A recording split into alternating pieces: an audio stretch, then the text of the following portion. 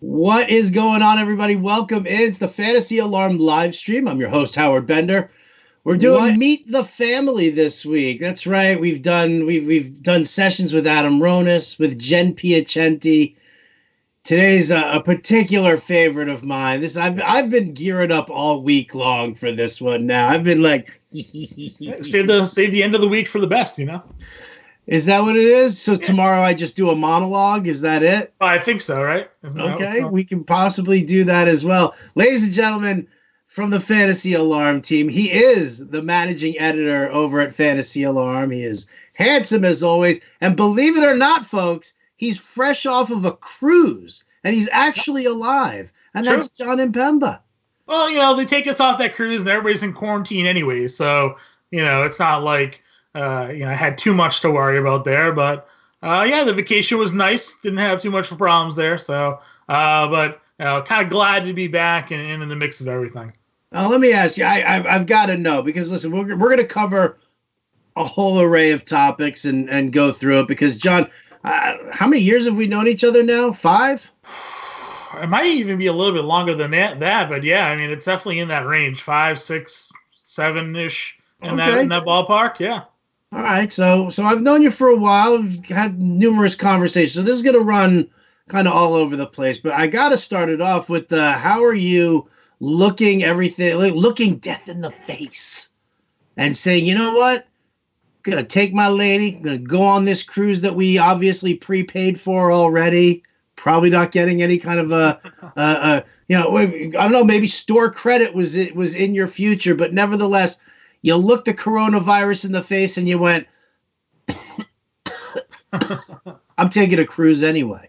Yeah, well, fortunately, this actually wasn't a vacation that I had to plan or really pay for. It was my girlfriend Rebecca's father's 70th birthday, so this was a family vacation on her behalf, which I was fortunate enough to be invited upon.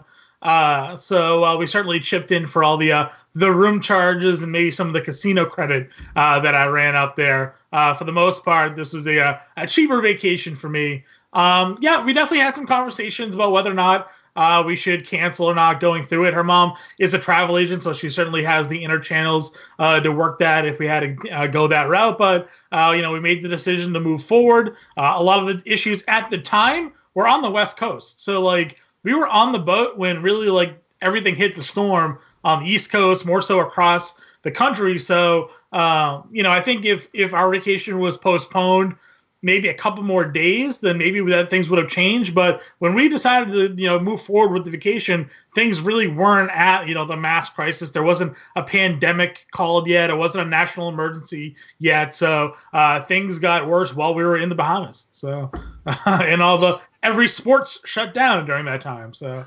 Now, were people freaking out at all on the cruise ship? Were there people, was there less action on the deck or in the casinos because people were like, oh, screw this, I'm going to stay in my stateroom? No, honestly, it really wasn't that bad. They took our temperature before we got on the boat, made sure everybody wasn't running a fever or anything ahead of time. Orally or rectally? It was like a scanner. It was like it was weird. It was like you go to the grocery store and they scan things. They just scanned your face and they took your temperature. Super strange.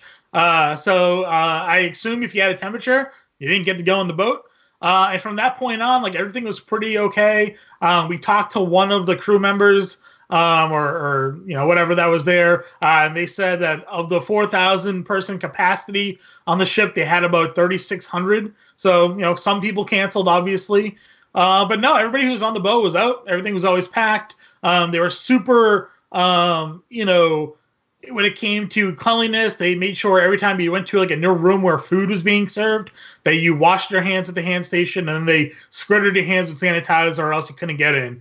The buffet that they had, they turned into, not self-serve. So there was a barrier in between where you stood and where the food was, and they served you that way. So they did their best really to keep everything as sanitized as possible. I would say probably towards the final couple days of the cruise, if you heard somebody cough, you kind of gave them a side eye, be like, what's that person's deal? Especially when we were in the elevators, right? We were on the 15th floor. So if you're on floor 4, You jump on the elevator, and there's like 6 other people to get on the elevator with you. So that kind of breaks the social distancing rule because you can only go so far away on an elevator. But other than that, everything's been fine. I'm good. My girlfriend's fine. No one's really reported any issues of being sick. So cross our fingers there. All right. Listen, I can dig that. That's fine. As long as you're not showing any symptoms, you could still be a carrier. So I'm glad that you are in an isolated region right now and there's nobody touching you. What'd you get your father-in-law? I'm sorry. What'd you get your future father-in-law for his birthday? 70. That's a milestone. 70. So he is a Boston College graduate. Okay. So we went to big BC football fan. So we went the natural route of getting an autographed photo of the Doug Flutie Hail Mary photo, big, huge picture, has the authenticity sticker on it, and added to his collection there of BC memorabilia because surprisingly didn't have the photo. So I figured that was like the number one thing for all BC football fans. So we got him that. Are you and he at the hugging stage yet? Or are you guys still the handshake? I know with the whole social distancing, you don't even want to do. You want to do like an air fist bump or something, but no, handshakes for sure, definitely. The fist bump's fine. We're good golf buddies, so I'm in favor there. Yeah. Okay, all right, just making sure. Sure. It was actually Rebecca and mine's 3rd year anniversary as well. So we're. We celebrate. I got to also save myself the planning of anything because we're already on a tropical island. So, it worked out on that occasion as well. All right. The world wants to know. I mean, hearts are breaking all over the place as they find that Jon Impemba is not single. Celebrating 3 years with Rebecca. Yeah. Being taken on cruises with the future in-laws, all that stuff. So now, all right, let's find out how much of a romantic Jon Impemba actually is. Jon, celebrating your 3rd anniversary with your lady. You're on a cruise. You're in the Bahamas. Did you have anything planned? We did have a dinner planned at the steakhouse that was on the ship. They did have fine dining restaurant options on there. So we did that, had a nice little evening together. So it was good. It was a good time. Just a romantic night? Yeah, it was a romantic dinner. I mean, a foot rub? Yeah, I mean, we don't go over, but our rooms were spa rooms, so we did spend the first half of the day in the spa, so that will I think that counts. Were you and her sharing a room, or did you have separate rooms? No, we share a room. Hey man, I don't know how old-fashioned her dad is. Yeah, no, I would have gotten you your own room. I mean, she lives with me, so we're not roommates, clearly. Hey, when you're living under my roof and it's my rules, you keep the snake in its cage. You know what I'm talking about, John? Yeah, I hear you. All right. So that's it. Just a nice romantic dinner, and then it was spa early time there. Yeah, and then obviously exchanged some gifts and whatnot, and kind of went on our way. So what'd you get her? Come on. I got her a necklace that she'd been kind of hinting towards for a while. So nice diamond stud necklace to match the earrings that she has. So. Showing that you're listening. See, that's always key. Yeah. That's always key. It's also pretty easy to listen when I say like, "Hey, what do you want?" And then I kind of go in that direction. So did she get you a Tom Brady Buccaneers jersey for your anniversary? She didn't yet, but I'm almost expecting to like get something in the mail probably at some point in time this year as a Tom Brady Buccaneers jersey. So we'll see what happens there. Well, here we go. So a very heartfelt piece you wrote at Fantasy Alarm. See, we're going to mix business and pleasure throughout this. Yeah. I had suggested maybe it'd be a nice cathartic release for you. You write it in like Dear Diary form, little Johnny Impemba with the flashlight, just writing little notes under the blanket, under the covers. So talk to me, man. How does this, like, for a guy like you, who's a huge Patriots fan, huge Boston guy, huge lover of Tom Brady, do you now understand the 49ers fans hurt when Joe Montana went to the Chiefs to go play over there, that Brett Favre left the Packers to go play for the Vikings and the Jets? Like, how do you feel about this whole thing? So here's the thing. I would feel better about it if Jimmy Garoppolo was still the backup quarterback, because the 49ers had Steve Young and the Packers had Aaron Rodgers. So while they lost like the iconic quarterback, of their time, the future was staring them right in the face, of what was to come. the Patriots sacrificed Garoppolo to win a couple more Super Bowls under Brady. Thankful for that, but now we're left in limbo where, I'm seeing reports that, Andy Dalton could be coming here, or they could stick with Jarrett Stidham. Vegas, for whatever reason, has Cam Newton as a favorite to land in New England. Like, I think that's just because he's a quarterback looking for a team, not necessarily that I think that the Patriots are interested in Cam Newton, but we're about to enter new territory here where next year a new quarterback's under center for New England, and it's not, because Tom Brady's suspended. It's because, he's no longer on the team. So it's definitely a different it'll be a different experience, I'll say. I still have faith in Bill Belichick. I still have faith in his ability to coach up whoever's around him.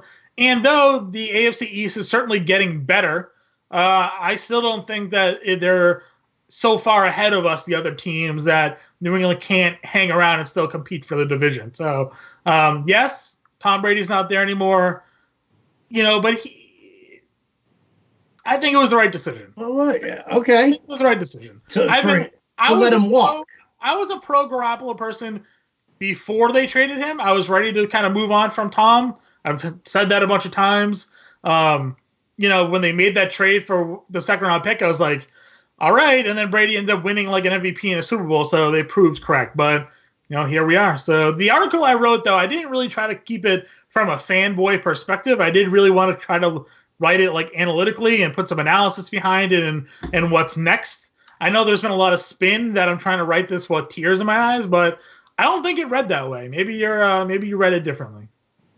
Maybe I hear the quivering of your voice every time you actually have to say Tom Brady. Well, right above my computer right here, now that you guys can see it, is a picture of Rob Gronkowski and Tom Brady doing a high five. So like, it hurts that one is now in the WWE and one's playing in Tampa. So instead of playing for the Patriots. I mean, listen, I think it was the right move to let him walk. Also, I've got a suggestion for you. Not crazy, not out of the realm, not going to cost you guys anything, and it will allow you possibly to look a little bit more towards the future. Josh Rosen. I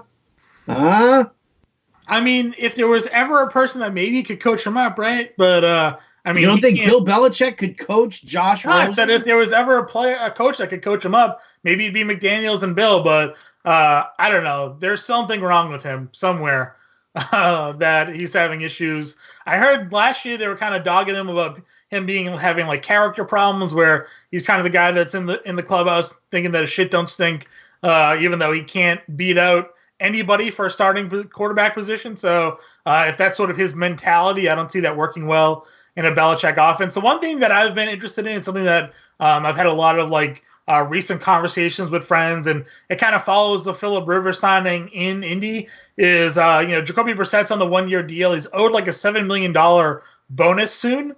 Maybe Indy cuts ties with Brissett and he finds his way back to New England. So that's a possibility that I think would be appealing to me as well. Okay, all right, I can get behind that. So talk to me here. If you had to speculate, and again, I'm not trying to be hurtful, but you had to speculate, how many games do your Patriots win this year? I think they go 11-5. You think they go 11-5? How do they go 11-5? What do you mean? How do they go 11-5? Like, okay, I'll give them 2 wins against the Jets. Yeah. All right, I'll let them split with Miami. Okay. You think they're gonna at least split with Buffalo? I do think they're gonna split with Buffalo. 11-5. Yeah. With no quarterback. We don't know what the quarterback situation is going to be like, so I'll still take my chances with the team itself. And think about how bad they really were last year. Tom Brady had one of the worst seasons he's ever had in his career. The defense is largely still intact. They lost Jamie Collins, I guess you can consider it being a tough loss there. But if they're going to go defense, if they're going to go an offense with a quarterback that can game manage a little bit, if you get better health out of Julian Edelman, if you get anything out of the tight end position, maybe they run the ball a little bit more now that the offensive line is going to be healthy. David Andrews is going to be back. They re-signed Joe Thuney with the franchise tag. The team is still good. They just lost Tom Brady. So, we'll see. We'll see what happens. Well, yeah. You lose the heart and soul of the team, Was he, though? He refused to throw to half the receivers on the team. Did he? Or Yes. did they just make it impossible for him to actually throw? No, he refused to throw to them. I mean, it's the facts. If you had your way, who would be your quarterback coming into this season right now? Well, I guess it would depend on whether it's Brady or the field, right? So, I mean, no, it's not actually, because now what you're looking at is there's a possibility for Cam Newton. Mm-hmm. Jameis Winston is on the open market. You've got, like you said, Andy Dalton. Andy Dalton, yeah. Yeah, can slide in there. Of the quarterbacks right now who we're looking at free agency-wise, what's going to end up in New England? So, I mean, I initially said when Brady left that I wouldn't hate seeing Jameis Winston in New England, just being a young quarterback that can throw the ball downfield. And we used the first-round pick in N'Keal Harry, who Brady did not want to throw the football to. But whenever the ball was in his hands at the end of the year, he was making plays. He was an exciting player to kind of get a quick look at. So if we're going to go on the open market and sign somebody of that group, I'd rather go with Winston. I don't know if it's going to happen. I really don't think Patriots want to make that sort of long-term commitment with a free agent quarterback. I think they want a short-term guy like an Andy Dalton. Joe Flacco just got released. I'm not saying Flacco could end up in New England, but I mean like a guy that's going to take $4 million probably somewhere to compete with Jarrett Stidham as the team's number 2 quarterback, or number 1 quarterback could be an option. I'm pretty sure they're going to definitely draft a quarterback this year, and what's supposedly a pretty solid draft for QBs. So, we'll see. Yeah, I think if I had to pick a guy outside of the current roster, obviously Winston to me is appealing because he's younger. He's just shown flashes of being successful. He supposedly just had laser eye surgery, so maybe he won't throw as many interceptions, and maybe Belichick can coach him a little bit better. But other than that, I think we're going to go the short-term veteran quarterback. Let's let him compete and look towards the draft maybe. Yeah, I've got to be honest with you. I wouldn't mind seeing one of those like prove yourself contracts for Winston. Because listen, I think there's a reason that the Bucks are so willing to give him up, and it's not just because it's Tom Brady. I mean, it's a 43-year-old Tom Brady who winced every time he threw a pass and his elbow was barking at him. So it's not even that the Bucks were willing to let him up. It's also like other teams aren't. He's not linked anywhere. Nobody's like rumored to be in on Jameis Winston. No. The Chargers are going with Tyrod Taylor over him. They're just like, yeah, we'll keep the backup, whatever. Like I haven't heard Winston linked to anybody. So yeah, the Redskins bowed out of that. Also, they immediately sent a message out saying that they were sticking with Haskins. We expect them to draft Tua at number 2 overall, probably if Joe Burrow goes number 1 to the Bengals. So. Interesting. I wouldn't mind, a prove yourself contract for Winston. I'd be in on him for fantasy if he got a prove yourself contract for New England. He was a good fantasy quarterback despite all the interceptions he was throwing, which is what's crazy. So, well, that's the thing. If you're in a league that just it's -1 for an interception or -2 for an interception, I'll take that if I know he's going to throw for 300 yards and 3 touchdowns. Right. Exactly. I'll accept that. It's fantasy. It's not reality. If you have to, If I have to. Yeah. Guys, we're broadcasting live here on Periscope, YouTube, and Facebook. And it would appear, John, that Rebecca would like us to stay on the personal side and less than the professional side, because she just asked me, or she has asked me, to ask you about swimming with the swine. Oh, yeah. So one of the excursions that we went on with the cruise was swimming with the pigs.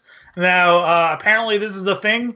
There's an island, I guess, out in the Caribbean where these pigs are actually wild, and they go in the water and you can feed them, whatever. This one is more of a contained area where these are pigs that were raised in captivity. Some of them were saved from like slaughterhouses. And yeah, you can just kind of go in the water and feed them apples and take photos with them. This was definitely a Rebecca request. But overall, it wasn't bad. Do we have photos of you swimming with the pigs? So there is a photo, but they don't let you take your own cameras.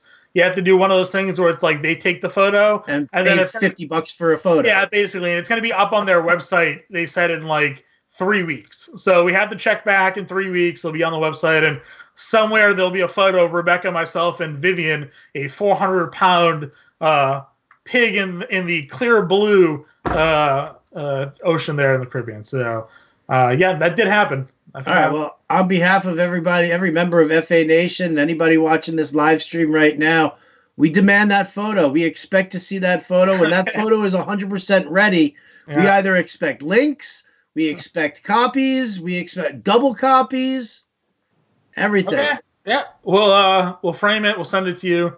I'll sign it. You can have the whole thing. An autographed picture of Jon Impemba. I like it. I absolutely love it.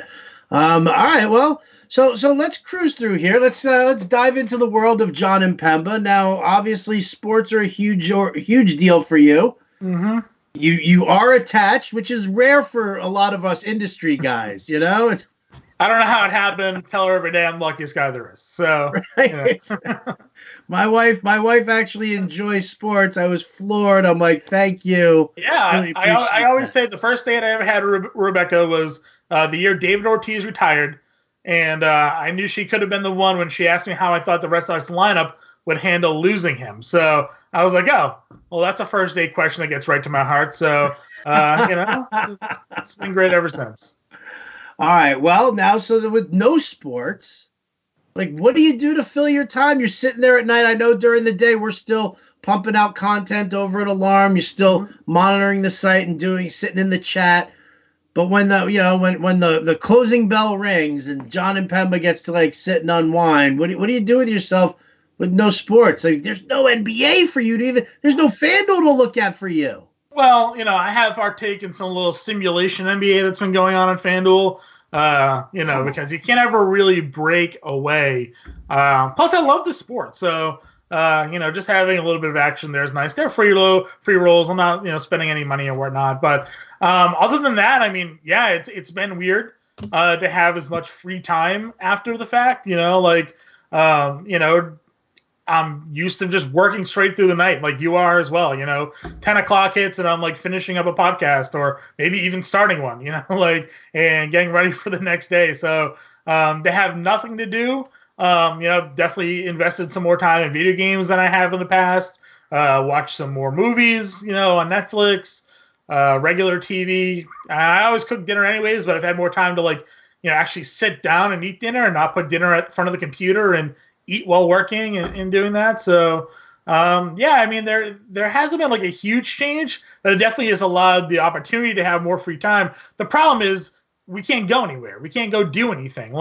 So I'm still confined to my house. I still find myself, in front of a computer or in front of a screen, So that's kind of the downfall of the quarantine social distancing world where we're living in right now.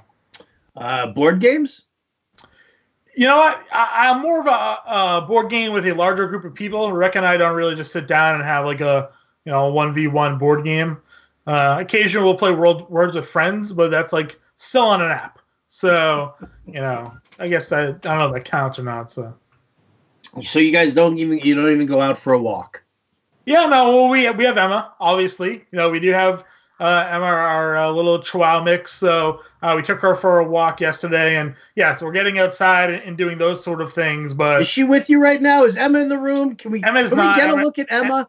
So Emma likes to sleep on this part of our couch in the living room, which gets like the perfect amount of sunlight. Apparently, I found it very funny. So we also have 3 cats. Sometimes they find their way onto other live streams because they hit the green screen and everything shakes. And one of them, Platypus, who Rebecca likes to tweet out every once in a while, like has separation anxiety, and will sit outside my door constantly. Or she shut off my computer a handful of times while trying to record podcasts because she hits the button there. But she used to sit in this one spot on the couch all the time as well.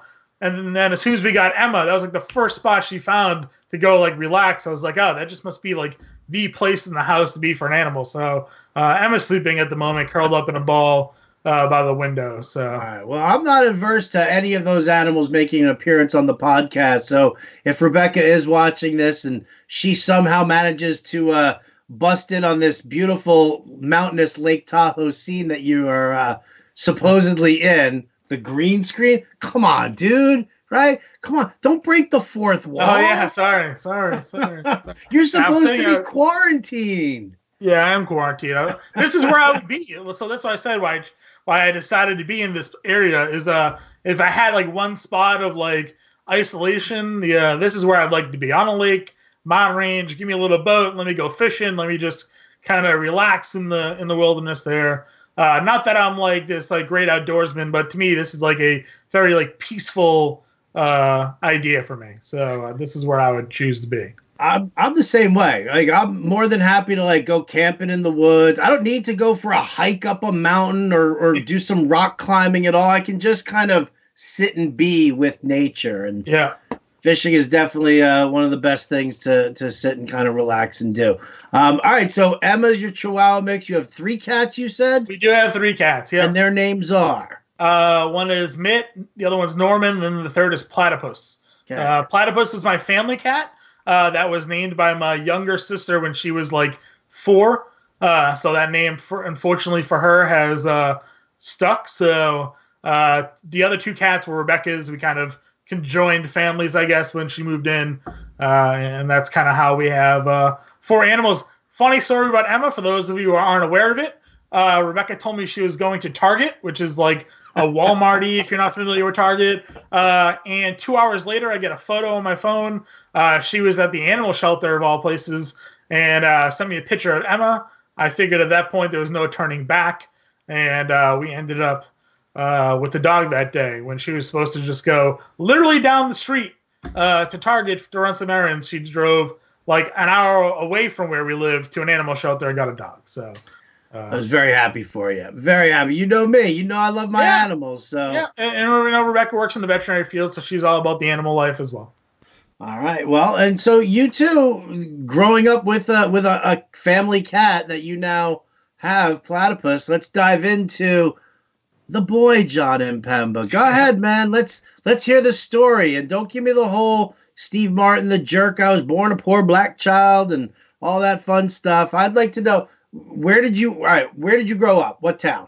Yeah, I grew up in Tewksbury, Massachusetts. So it's like 20 minutes or so north of Boston. Siblings? Yeah, I have 2 sisters, both younger. One Karen, one Angelina. How much younger?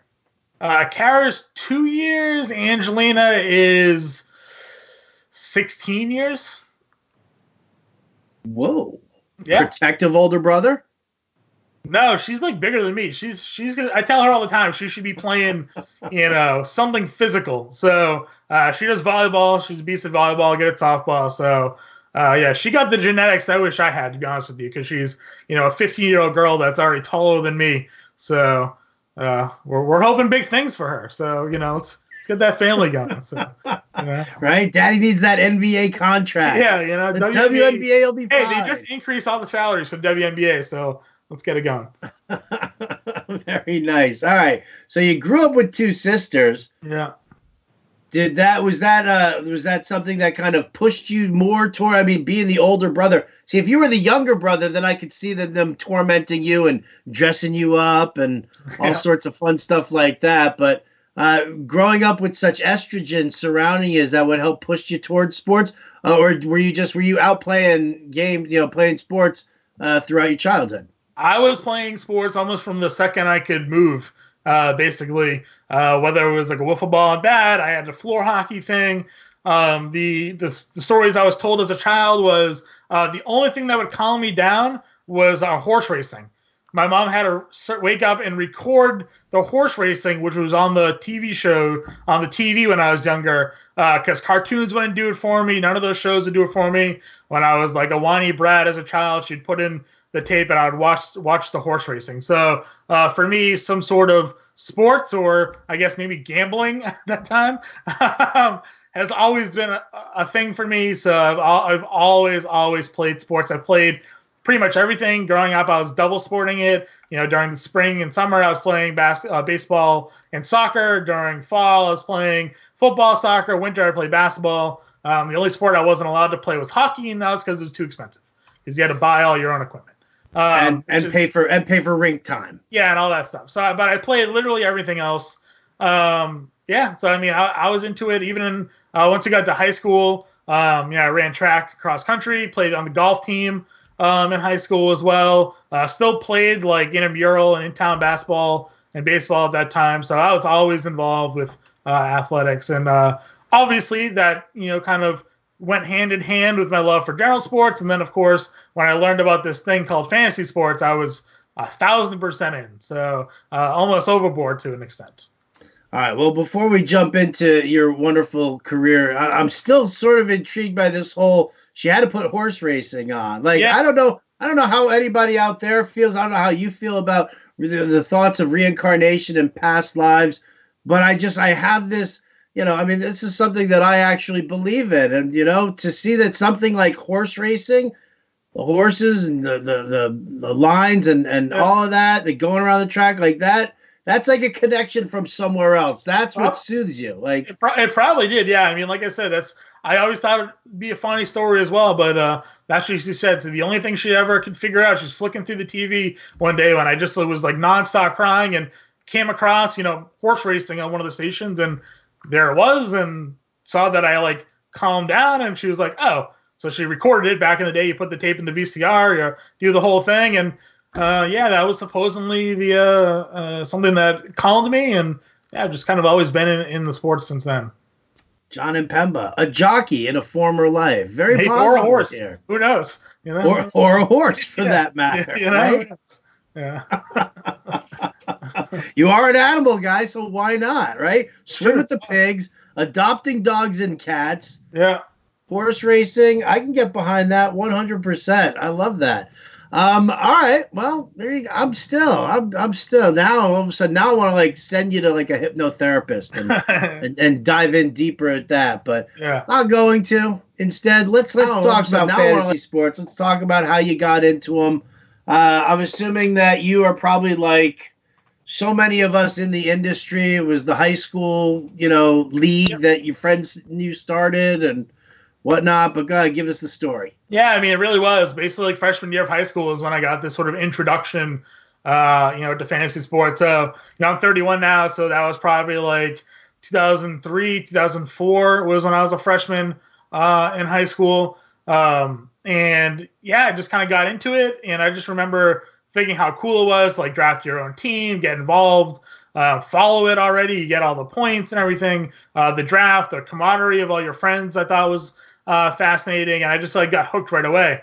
I tell stories how I used to get in trouble for passing notes in class, but it wasn't like notes to the girls or notes to like I was sending trade proposals through notes to like kids in my class who happened to be in my league.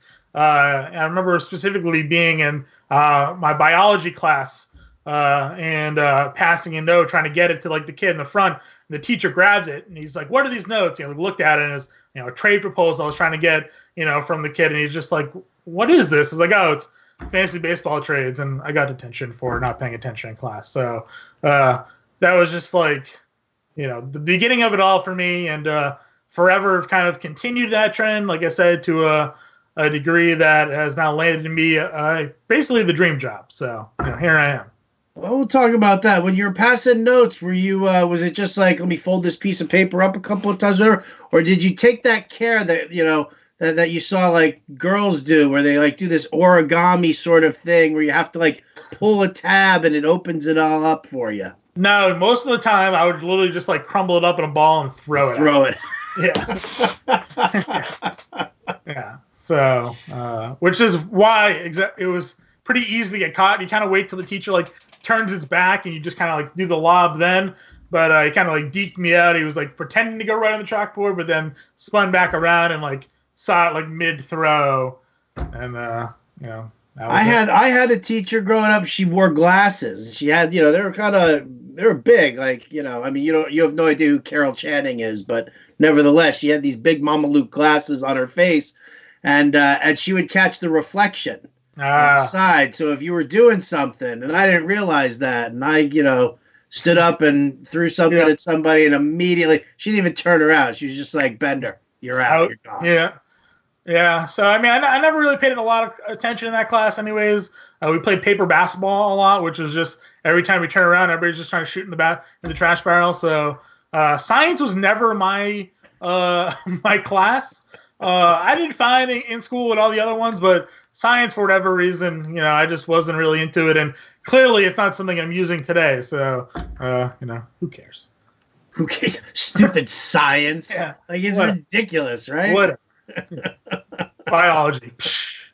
Who needs it, right? Yeah. Don't give me this Punnett square. I couldn't care less about genetics, right? Doesn't matter. Not my problem. Not anybody's problem. Not at all. You know what? Listen, I didn't go that route either. I mean, I had to deal with it. Physics, chemistry, never did much for me at all. All right, so you join leagues, you're playing all the time. Mm-hmm. There's a knock on your door one day, and it's a guy named John from Staten Island. He's like, "Hey, Johnny, I want you to come join me, and you and we're going to do this fantasy sports thing. Talk to me about your start in the industry, and I guess how we met." Yeah, it was actually crazy, and I'm literally sitting on my computer. This is like probably when Twitter was like just starting at that point, basically. And I see a tweet from one of the old fantasy sites there, being like, "Hey, if you're interested in writing, break down Kershaw's like stat line from last night." So gave the line. I did like an analysis blurb, sent it into them. Got an email back later that day saying, this is what we're looking for. It was free. I know you and I have talked a lot about the days of, writing for free and earning your stripes. And that's a very contentious topic amongst sort of like, it's funny because like I'm still a millennial, but like the millennial crowd with like, you think feels like they deserve to be paid for everything versus like putting the work in to kind of get where you are. I put the work in. I wrote for free for them for a while. Ended up getting my first quote unquote like real job, and I kind of cut into the time. And as you know, John, and I know John, if you if things didn't get done immediately, there was sort of a problem there. So I kind of had to step back, and because I wasn't able to fulfill some of the obligations at the time. I said, unfortunately, not getting paid. I have a real job, quote unquote. Again, I need to focus on this. So I stopped writing probably, I don't know, a handful of months, and then I got an email back from him being like, "Hey, we just got acquired by this company, Fantasy Alarm, or merged with this company, Fantasy Alarm. We're starting an analysis team. We really like the work that you did for us then. If we pay you a little bit this time, would you be interested in coming back?" And I was like, "Okay."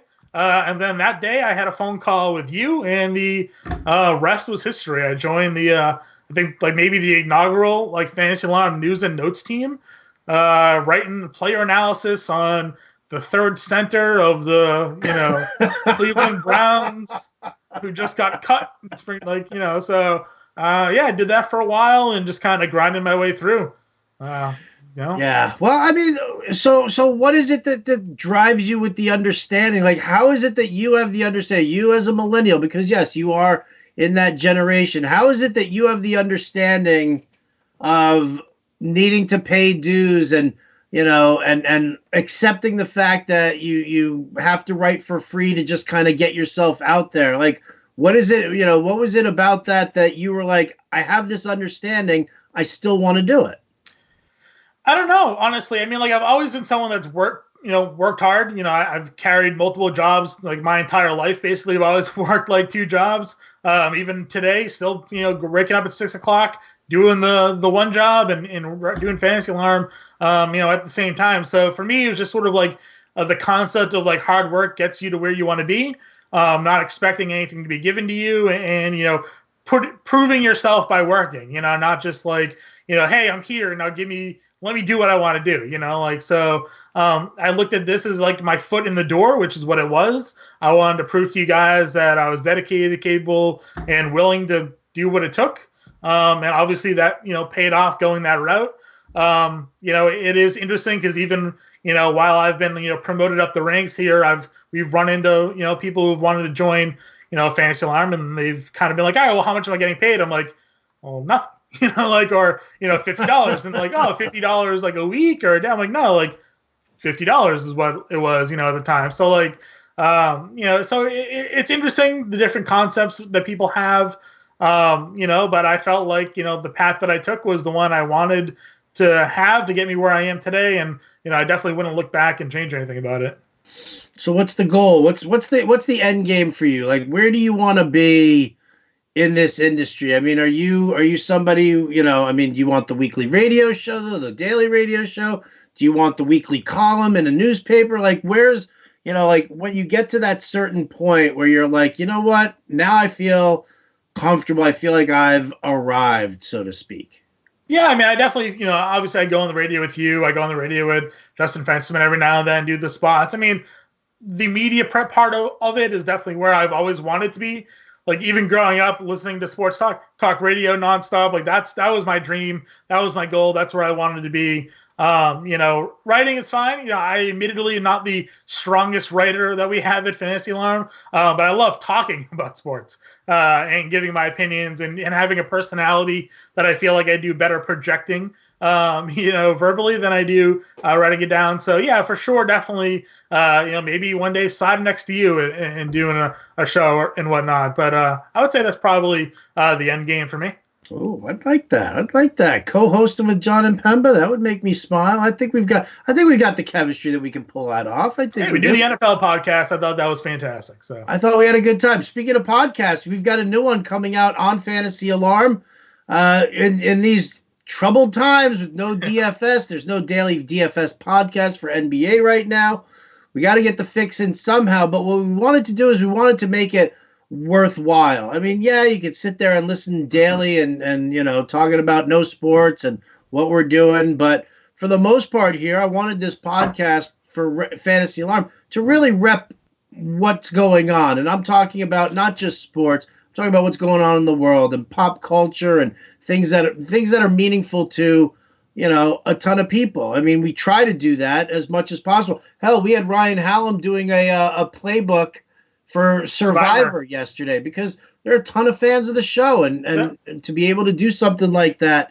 So what do you got in store for us on the podcast? Yeah, I mean, so we're actually recording the first podcast tonight. It's myself, Matt Sells, who's producing this, and Justin Fensterman. Obviously, with the inaugural podcast, we're definitely going to talk a lot about what is going on right now with everything and the shutdown in sports. But we're also going to, get into the discussion of what do we do now? How are we biding our time?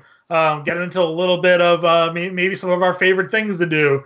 We definitely have some things planned, and we're kind of excited to get this going because, like you said, it's good to connect to the audience in a different format than what they're used to us, because then it just gives us another aspect to them, another way to connect and gain followership. So obviously everybody loves us for our fantasy content, but now they're going to get us for a little bit more as well. You got to get them for a little bit more. There's no sports to talk about. I mean, there really isn't. Right. I can't even imagine. Well, I'm psyched. I'm very excited to listen to that. And that's going to come out, every Friday? Yeah, every Friday is the plan. We had our first little meeting for it today to just kind of set a time to record. So recording that tonight, should be out tomorrow morning, late morning, for everybody to kind of download to iTunes, SoundCloud, and definitely go to Fantasy Alarm, and it'll be in the podcast section there as well. And, maybe give you a little bit more normalcy to your life. You can go and give a listen to some Fantasy Alarm content. Something, anything. We got people out there all over the place. FA Nation are just all flipped out. What was that? There was a tweet, Greg Jewett's article today about the state of MLB.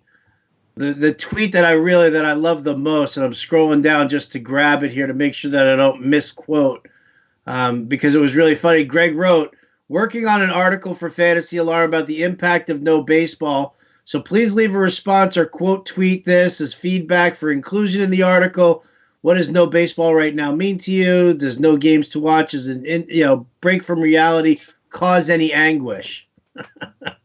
Well, the FA mom, Cheyenne Bailey, she chimed in. "You know how you imagine the empty nest syndrome when your kids move out? That's how I feel right now, only with sports." It's true. It is such a weird thing to have nothing going on. The only thing I actually was, and I wrote about it in one of the articles, thank God for the NFL league year, because it gives us some sort of sports news to discuss. The free agency period opened, they didn't push any of it back, so we at least can have these conversations about Tom Brady going somewhere and Phillip Rivers in Indy and Drew Brees going back to the Saints, and allows open dialogue for at least that aspect of sports to continue. And then also we can now talk a little bit more about fantasy sports and how it's going to impact. So at least it gave us that avenue to sort of continue our work almost. But how long does that last for? Aren't you already talked out about Tom Brady and the effect that's going to happen on the Tampa Bay Buccaneers? How's he going to gel with Bruce Arians? Are they going to get a legit running back? Will they fix the offensive line? I mean, these are obvious questions that we, can't answer. So, I mean, how long do you think you could stretch that out for? I think there's probably still like a week worth of content to come through because there's still players, big name players that still need to find landing spots. So you can write all the theory articles you can want. You can definitely start writing maybe some like very early, draft prep or fantasy analysis and things. The NFL draft is still happening. They didn't delay the draft. They're changing sort of the location and the format and, but there's still a draft analysis to be done and theories on how teams are going to go about that. So like the NFL is sort of, gave us at least a little bit of a light in this ray of darkness here. So we're kind of, just working with it. All right, we are, and we're going to have more NFL content rolling out at Fantasy Alarm as well. All right, let's figure some other stuff about you, Jon Impemba. Since the work stoppage, have you started binge watching any TV shows? So last night, Rebecca and I are big fans of Brooklyn Nine-Nine. I'm not sure if you're familiar. Huge fan. With the show. So obviously being on the cruise, we had missed a few episodes. So last night, we did catch up on the last like 3 or so that we had missed. So Brooklyn Nine-Nine's a great show. We started watching Hobbs and Shaw. I'm not sure if you're familiar with Hobbs and Shaw, the Dwayne "The Rock" Johnson movie. I'm a big Rock stan, a big wrestling fan. So obviously growing up with The Rock was great. So all of his movies I tend to watch. So we watched that when we got back. So we're definitely having more time to watch things. In terms of series that I want to get into, that's kind of an interesting one. I'm sure there's some on Netflix that we have to get into.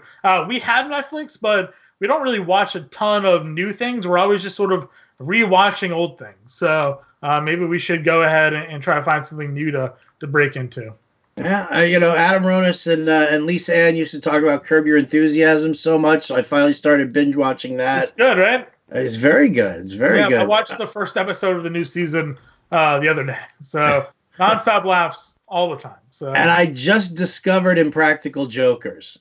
Okay, so I've heard of it, but I've never watched it. All right, chef recommends. Okay. Ronis turned me on to that when we were doing this live stream, the Meet the Family with him, and he turned me on to that. My wife doesn't enjoy it as much. Well, no. Let me take that back. My wife claims that she doesn't enjoy it as much as I do, but she still won't leave the room while it's on TV because she wants to see what happens next. So that's me, and I'll throw a guilty. I guess maybe a guilty pleasure here, but Rebecca is a fan of what I like to call junk TV, basically the trash of things. So there's a show called 90 Day Fiance. I'm not sure if you're at all familiar with this. So it's about women and men who meet people who live out of the country. And there's apparently a visa which allows them to come to the country, but they have to marry them within 90 days or else they get deported, and most of these people have only ever met online and all these things, and it's honestly the worst show you could want to sit down and watch. And she watches it incessantly, which means I watch it. So now I watch it for the bad aspects of it, but I also find myself staring at it when catching myself watching it. I'm whoa. I don't want to be invested into the show, but it's so bad it's good. So when she gets home from work, I kind of let her just unwind and watch her TV, but then I'm also there. So if it's not that show, it's Law and Order reruns. We'll watch Law and Order reruns all day. If I have control of the remote and there's no sports on, I usually flick over to the Cooking Network and watch the Food Network and whatever shows are on going on there. So, do you cook for your darling girl? I do. If I didn't cook, we'd probably starve. So, definitely. Definitely, I'm the chef of the house for sure. What's the specialty? What's the specialty of the house? What's the best thing you make? What's the best thing that I make? That's a great question. I do a really good homemade macaroni and cheese. It's definitely something that she is a fan of. Multiple cheeses. You get the breadcrumb on top, buttered breadcrumb. So that's pretty easy to do. But chicken parm. I have a wide variety of kitchen skill sets, we'll say. So I can pretty much cook anything. Well, see, now I want to know. So I'll tell you what, Rebecca, if you're still watching, which she's probably not. She's at work. I'm surprised she even caught that anyways, but maybe it's a slow day. She's I see this dude all the time. At the hospital right now, yeah. All right, well, now I want to know. All right, so Kara Impemba popped her head in here. Yeah, that's my sister. Yeah, she's home. So, periodic table is useless was her comment. True. Which is true. Science is not a strength of the Impemba family, so chemistry especially. So, Kara, if you're still tuned in here, has your brother ever cooked for you? Have you cooked for Kara? I've definitely made things. So Kara is actually a very good cook herself. She at one time attempted to have a food blog on Instagram, which is semi-active still. But if you wanted to, it's called Kara's Kitchen on Instagram, and she's actually a very good cook. She's very, very good. So go check that out and take a look at it. I'll plug her things for her. So yeah, cooking has kind of always been in our family. My dad, really good cook. My grandmother, I grew up being an Italian family, going over to my grandmother's house on Sundays, especially football Sundays. We'd be there at 8 o'clock in the morning. My grandfather would make breakfast while my grandmother's already got the sauce on the stove and the meatballs cooking. And by the time it was all done, there'd be like 8 pounds of pasta, sausage, meatballs, you name it, ready for the family on Sunday dinner. So I've always kind of grown into the cooking. So what's for dinner tonight? That's a good question. So I have chicken available, which I've thought out. So I thought about maybe doing some buffalo chicken, something along that lines, because we had to go to the grocery store when we came back. It was the apocalypse while we were gone, obviously. So we basically scavenged whatever we possibly could out of the stores. So last night I made a stir fry with steak tips. So tonight we're probably gonna do something chicken related. I haven't 100%. They were out of vegetable oil, so I couldn't make any sort of chicken cutlets or anything because I used the oil for the pan. I don't know why vegetable oil was completely sold out, but the entire shelving unit of oils were gone at the grocery store. So that kind of makes me nervous. It's like no toilet paper, no vegetable oil. What are people doing? And does that protect you from the virus? On my lunch break today, I had to go to the CVS that opened later in the day and wait for them to open so I could get the toilet paper because they said that there's trucks come in overnight and they only allowed you to get 1 pack per person. So I had to get, the single pack. It's the only place in town which has toilet paper. The 24-hour CVS was sold out. The Stop and Shop that's by my house was sold out. Everywhere is sold out. So I actually had to leave my house during lunch today to go to the other CVS, which is across town, because they opened later, which means nobody had time to go and get the toilet paper yet. Because, again, we came home and everything was bare. So for dinner tonight, though, it's probably going to be some sort of buffalo chicken concoction because we're both big fans of the buff chick. All right. Are you a dessert guy? Do you bake too? So I'm not. I can bake cookies, but the baking is definitely more her forte. Okay. So I definitely kind of leave that to her discretion if she wants to go that route. But for dessert, I'm mostly just like ice cream. We do ice cream in the house. Of course, I went on your show with Jim, and I let you guys know my favorite ice cream is vanilla bean, and kind of everybody was like, so perfect for Jim you. Basically kicked me off the show. So well, wait. All right, let's set this up for everybody who didn't get to hear this. Jon Impemba, Jim and I are talking about visiting ballparks and concessions and food and just we're like salivating over it. Jon comes on. Jim asks Jon what his favorite thing, what does he love to put on a hot dog? And Jon comes back with this whole, I don't like condiments. It's true. I don't like condiments. I don't put them on there for me. So, do we lose Howard? I'm going to pull a Bender here. Do we lose Howard? Am I the one frozen? Matt sells. Bender's there. He's back. He's back. Okay. See, I'm so stunned by this whole no condiments thing. Yeah. That you got to explain to people, why don't you like condiments? I don't know. I kind of just, again, grew up that way. When I was growing up, go to McDonald's, plain cheeseburger. Never did ketchup, never did the mustard, never did any of those things.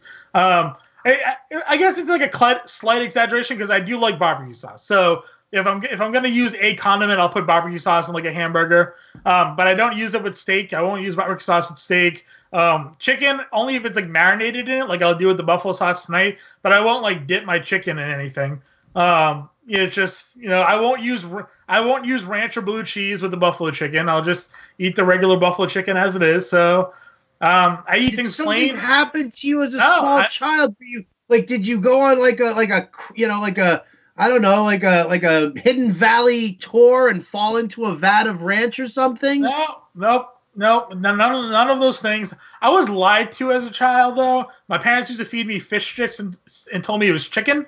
And then we had a babysitter one day, and I was like, "Oh, feed him the chicken fingers in the freezer." She's like, "All you guys have is fish sticks." I was like, "Wait a minute." And from that point on, I've never eaten fish again. So because I felt lied to. Same thing happened with clam strips. Sold those chicken. And then I peeled off the batter and saw the clam. I was like, this ain't chicken. So growing up, I was tortured by my parents with their deceit, just to try to get me to eat food and not be picky.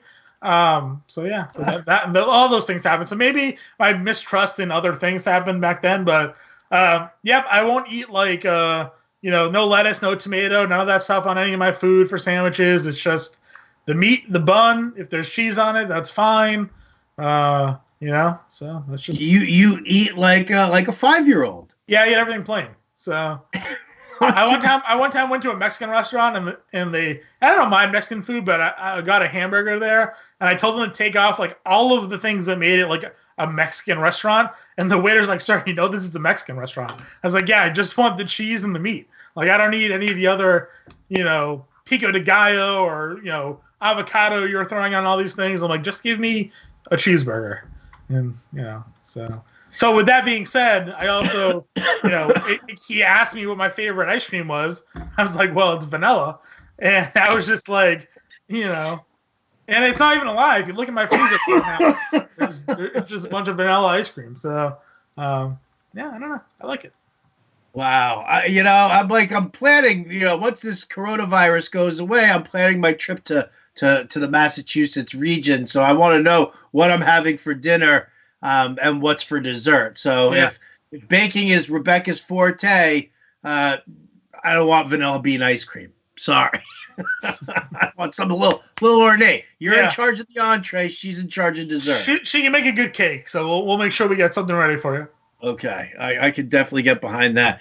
Now I'm like piecing it all together here. And now I really need you to go to a hypnotherapist and get some past life regression going on here, because so horse racing is the only thing that that soothed you as a small child. Yeah. You felt betrayed by clam strips and fish sticks and your parents doing that. I'm pretty sure it's why I hate seafood. Well, it's probably why you hate seafood. It's probably also why you don't like condiments, because that just disguises what the meat is. Yeah, it's possible. Interesting. I got some deep-rooted issues here, Howard. So you got some serious deep. Like, we need to put you on like the fantasy couch. Yeah. Get some Enya playing, light some candles, and really just bring Jon back to his spot, man. Forgive them. They were just trying to diversify your meals. They didn't mean to lie to you. It's possible. My parents did the same thing with fish sticks for me. They were disgusting. Yeah, told me it was chicken. I believed him. That babysitter opened my eyes to the deceit of the world. Can't trust anybody these days. No, you cannot. All right. Well, I'll tell you what. Now I love another thing that I love about these Meet the Family things is because then what happens is that we wrap these live streams up. We thank all of you for your questions or comments or anything that you bring to the table here. But now I have to digest all the information given, because now this is Jon has been my right hand. Yeah. For since he started back up with Fantasy Alarm, he's been my guy. Now I have to figure out some of these issues, because I like condiments. Rebecca likes condiments too. She's got all of them in the house, and I just look at her with a side eye. I was like, "How are you putting all of that on this?" I hate when I cook like the perfect steak and then she puts like ketchup on it. I'm like, "What are you doing to me?" You're not supposed to put ketchup on steak. I'll tell her that. Rebecca, you're not supposed to put ketchup on steak. Yeah. No. I feel like she's right there in the room with you. I'm gonna get like a Forgetting Sarah Marshall thing where she's gonna her head's gonna float in here. She's gonna be like, "I love ketchup. I love." It's on everything. I'm like, I got a nice marinade going, and then she just still, ruins it. All right. Well, we might have to have a talk, Rebecca. Rebecca and I chat, regularly we talk about the dog and, and training. Yeah, she's always like, Howard said this. I'm like, when did you talk to Howard? She's like, we talk. Yeah, I got to keep an eye on you. So would be getting like a Tannehill shirt somehow, so. That was the best. That was the best. For anybody who doesn't know, I sent John a Ryan Tannehill. Rebecca was getting him Christmas presents. Yeah. 2 years ago? It was 2 years ago. It was like right after John wrote a quarterback coach. I was in on him. I was a believer. You were. Didn't work out. So it was against the Patriots as well. It was. I learned my mistake. You did. Are you all in on Tannehill this year? Of course. Yeah? I believe in him outside of Miami. I believe in Vrabel. I think he can be a game manager. I'm not expecting him to go do what he did this year because I think once he got tougher defenses in the playoffs, we kind of learned that he's still Ryan Tannehill. But I think he's good enough to be a top 10 fantasy quarterback this year. Lower end, like 8 to 10, kind of like what like Blake Bortles was for Jacksonville, handful of seasons ago when he was always like a perennial top 10 fantasy QB because of the rushing yards that he added and all those things. He's just not like a great regular quarterback. So. All right. Listen, I was championing Tannehill last year for MVP, so I'm with you. I'm with you 100%. Last question, and we'll just leave this as a sports question. I'm getting news from our illustrious producer, Matthew Sells, that Todd Gurley was released. What are the chances if you had to set the money line on Todd Gurley getting picked up by the Bucs to go play with Tom Brady? Because I don't know if you've heard, John, but apparently players are now contacting Tampa Bay that they want to form a super team in Tampa and win a ring with Tom. So I believe it. I mean, we heard going in, I think it was yesterday or 2 days ago, the reports that both Brandon Cooks and Todd Gurley wanted to go play with Brady. Now that Gurley's released, I mean, I have to believe that could be a possible landing spot. Ronald Jones looked good at times last year, though. Like, are you and Gurley with his like bad knees? Like, I don't know. Does Tampa want Gurley? Of course, everybody wants to go play. Now in Tampa with Tom. Which is also kind of surprising, I guess, in a little bit because like he is 42 years old and he wasn't exactly, he wasn't the greatest last year. So like the fact that teams just want to kind of follow Brady is kind of funny to me. But interesting. I mean, I think we'll see a lot more of this as guys are owed bonuses and all of these things. You're going to start seeing names drop. So Gurley is an interesting one for sure. What I'm very curious to see is that, super teams form in the NBA on a regular basis. How are NFL teams going to stay underneath the cap? And who's going to be that first player who says, you know what, I'll take less money to go to this team so I can win a ring? Yeah, that person's been Tom Brady for the last 20 years. I hate the fact that we're going to end this live stream on that note. I really do. But that is going to do it for us here at the Meet the Family live stream. This is my main man, Jon Impemba. Show him some love on the Twitter machine by giving him a follow. Hit him up in chat over at fantasyalarm.com all the time. Look for some NFL content bleeding out next week. Mm-hmm. Lots going on here. So big thanks to Matt Sells for producing. Big thanks to John for sharing his life with us here. And big thanks to you guys for watching. I'm Howard Bender. This has been the Fantasy Alarm live stream. We'll catch you next time.